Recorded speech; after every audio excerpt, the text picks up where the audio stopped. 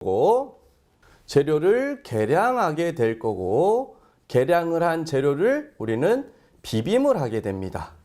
비빔을 하고 운반을 할 거고요. 운반을 하면 어떻게 해야 됩니까? 거푸집안에 콘크리트를 부어놓죠.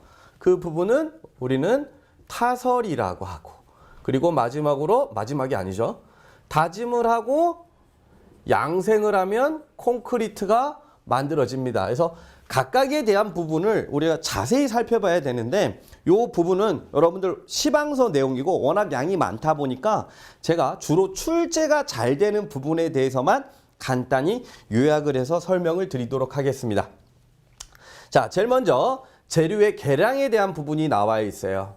그래서 얼마만큼 재료들이 필요로 한다. 그럼 우리는 저울을 통해서 각각의 양들을 측정해야 되는데요. 우리가 원하는 콘크리트를 얻으려면 정확하게 계량을 해야 됩니다.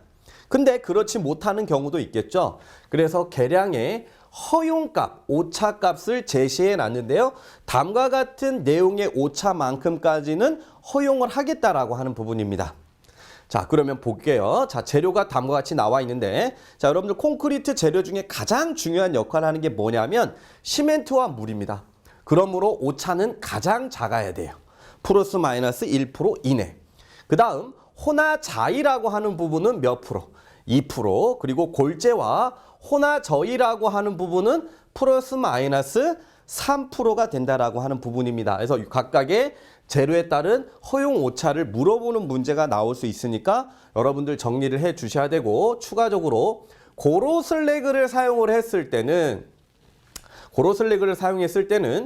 혼화자이어서 2%의 허용 오차가 있지만 이 고로슬래그만큼은 플러스 마이너스 1%의 허용 오차 값을 갖는다라는 거 알아두시고, 자, 다음으로 넘어가 보겠습니다. 자, 이제 비비기가 나오는데요. 계량을 하면 각 재료들을 섞어야 되는데, 자, 이 부분에서는 여러분들 믹서라고 하는 도구를 사용하게 됩니다.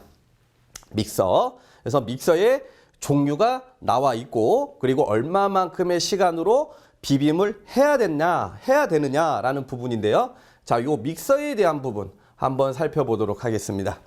자, 믹서의 종류를 알아두셔야 되는데, 이 부분은 어떻게 비비느냐, 이 원리에 따라서 가경식 믹서와 강제식 믹서로 구분할 수 있어요. 가경식 믹서는요, 다음과 같은 드럼통의 모양의 부분이 살짝 기울어져 있어요. 얘네들이 뱅글뱅글 돌 수 있게끔 돼 있고, 강제식 믹서는 다음과 같은 원통이 있고 밑에 다음과 같은 날이 달려 있어서 재료를 비빌 수 있게끔 만들었어요. 그래서 이 가경식 믹서의 원리는 단면을 보면 이 안에 다음과 같은 돌기가 있고요. 이 안에 재료가 있고, 얘가 뺑글 돌아가게 되면 재료들이 딸려 올라오다가 떨어지면서 비비는 효과를 내는 게 가경식 믹서고, 뭘 이용합니까? 중력을 이용한다 그래서 중력식 믹서라고도 합니다. 그리고 강제식 믹서는 다음과 같은 날이 달려 있다 그랬죠. 통돌이 세탁기와 비슷해요. 위에는 드럼 세탁기랑 비슷하다. 그러면 비빔의 효과는 누가 더 확실할까요? 다음과 같은 강제식 믹서가 더 효과적이다라는 걸 알 수가 있겠죠. 그래서 지금 믹서의 종류에 따른 비빔 시간에 대한 기준이 나와 있는데, 원래는 이 비빔 시간이라고 하는 부분은 시간을 가지고 실험을 통해서 우리가 측정을 하게 되는데, 실험을 하지 않는 경우에는 다음과 같이 강제식 믹서는 1분 이상, 그리고 가경식 믹서는 1분 30초 이상.